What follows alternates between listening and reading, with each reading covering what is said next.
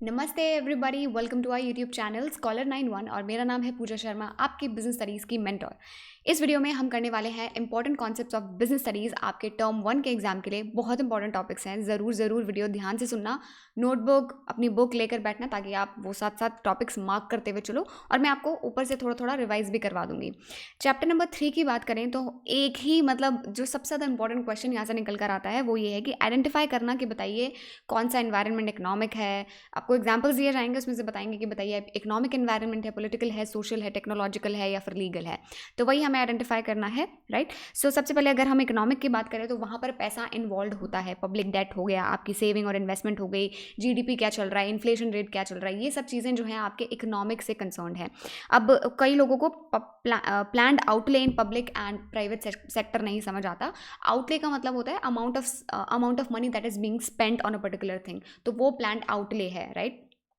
अब आप बोलोगे ट्रांसपोर्टेशन और कम्युनिकेशन का इकोनॉमिक्स से कैसे पैसा इन्वॉल्व है।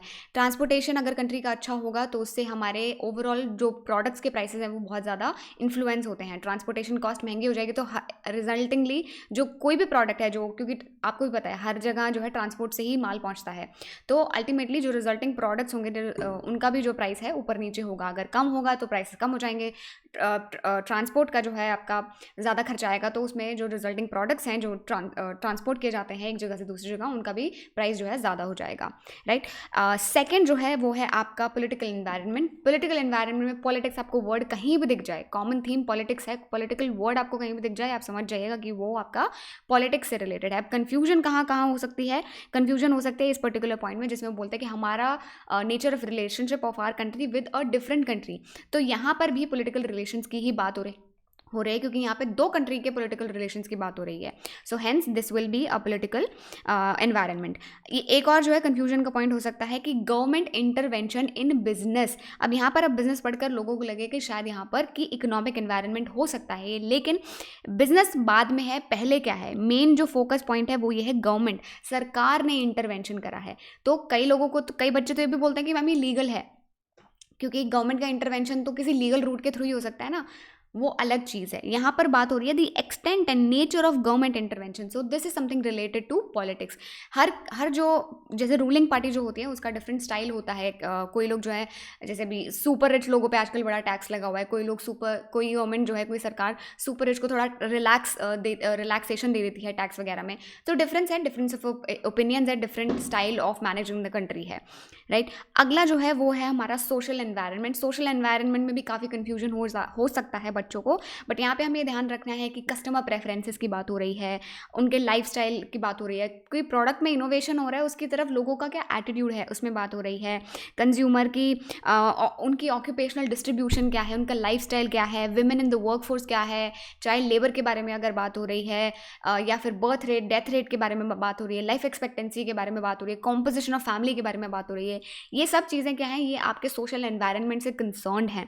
वर्कफोर्स की बात हो रही है, बच्चों को लगेगा कि मम्मी शायद इकोनॉमिक से रिलेटेड है, नहीं, ये आपके सोशल एनवायरनमेंट से रिलेटेड है, क्योंकि कितने भी जो है बिजनेसेस होते हैं उसमें वर्कफोर्स जो है बहुत बड़ा कंपोनेंट होता है, बहुत बड़ा एसेट होता है किसी भी बिजनेस के लिए। And then society at large की यहाँ पे बात हो रही है व्हेन वी से वर्कफोर्स, ठीक है। Likewise women in workforce, again a social environment.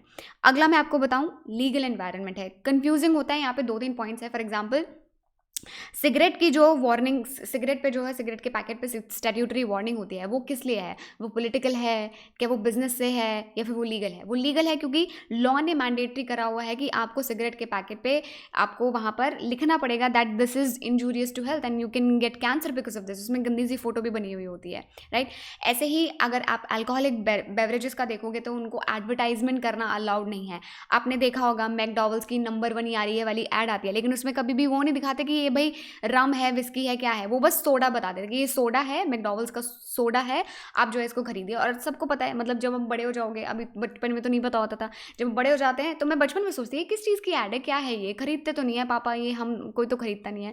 But the point being कि अल्कोहलिक बेवरेजेस का एडवर्टीजमेंट करना प्रोहिबिट कर रखा है सरकार ने खुद, राइट। सो रेगुलेशंस एक इंपॉर्टेंट वर्ड है, कोर्ट की जजमेंट्स एक इंपॉर्टेंट वर्ड है जिससे आप आइडेंटिफाई कर सकते हो कि लीगल एनवायरनमेंट से कंसर्न है, लॉ आना चाहिए।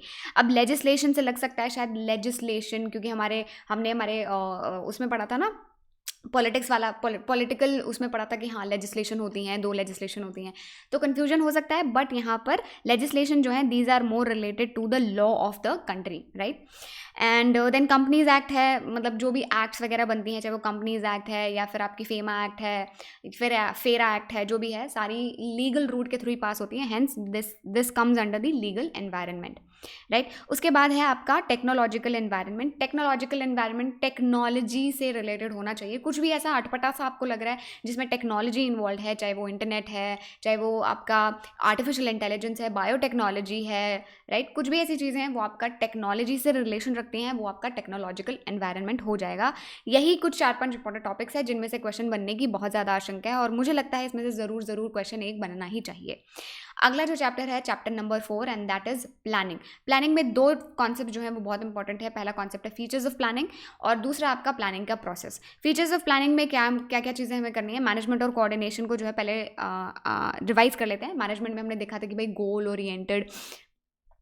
ओरिएंटेड प्रोसेस है, ग्रुप एक्टिविटी होती है, सब मिलके साथ काम करते हैं, and then it is a continuous process होता ही रहता है, and it is required at all levels, सब लेवल्स पे रिक्वायर्ड, यानी ऑल परवेजिव है।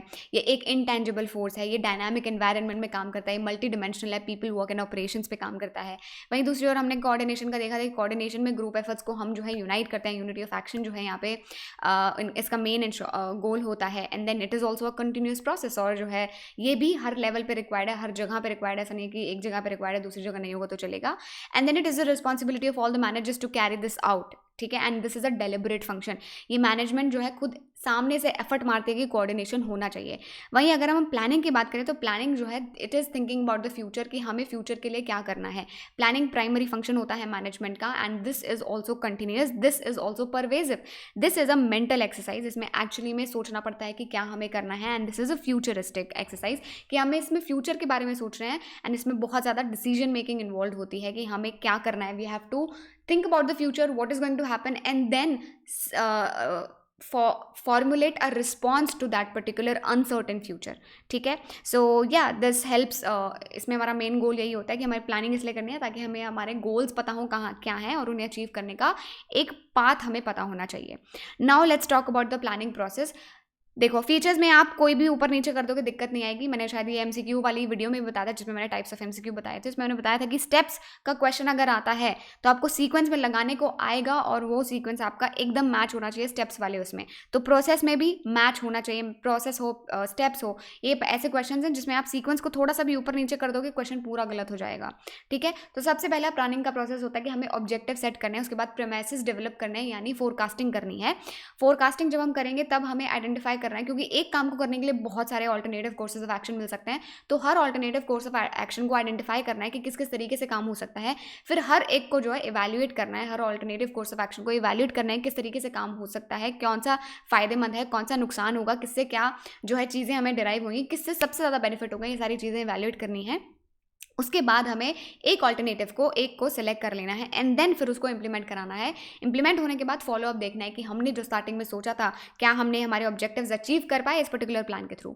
And that's it, with this we come to the end of this video. It was a very small video, but I hope now you have an understanding कि किस type के topics से question आपका आ सकता है, कौन से चैप्टर में। Chapter number 3 business environment, and chapter number 4 that is planning. I see you the next video जिसमें हम करेंगे चैप्टर नंबर 5 एंड मार्केटिंग। तब तक के लिए नमस्ते, bye bye and take care. Channel को सब्सक्राइब नहीं करा है तो कर दो, बेल आइकन प्रेस कर दो, वीडियो लाइक कर दो, and share this with at least 2 friends of yours जो आपके साथ हैं, और आप भी उनका भला करिए, बिकॉज शेयरिंग इज केयरिंग।